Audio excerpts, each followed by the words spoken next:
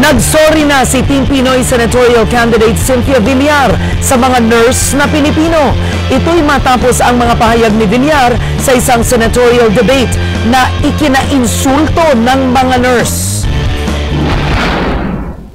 Sumiklab sa social media ang galit ng mga nurse kay senatorial candidate Cynthia Villar. Kinunan siya ng pahayag sa isang TV program kung bakit hindi niya sinuportahan ang pagpapasara ng mga mahinang nursing schools noong 2005 kontra sa gusto ng CHED. Si Villar ang chairman ng House Committee on Higher and Tech Ed noon. Sabi ni Villar, hindi raw kailangang magtapos ng nursing ang isang nurse dahil gusto lang daw nila maging room nurse o tagapag-alaga.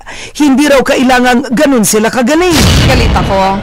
Hindi dapat kami niyayapakan ng ganun-ganun lang. Kasi kinakailangan namin kasi ang respeto sa profession namin. Ang maling sinabi doon, wala talagang room nurse. Maging ang Philippine Nurses Association na insulto, nakatulong ang Bachelor of Nursing degree sa pagkilala sa mga Pinoy nurse sa abroad. Humingi ng sorry si Villar sa mga nurse.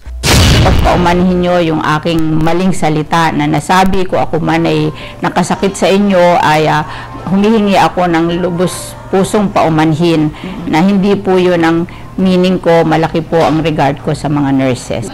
Nagsorry rin si Villar sa paggamit ng mga salitang room nurse. Mali pala yung room nurse. Dapat sinabi ko yung kung anumang position ang pwede nilang pasukan na ang natapos lang nila 2 years of nursing. Kaya nag-sorry ka, pero still, masakit. Tawagan ko ang lahat ng nurse.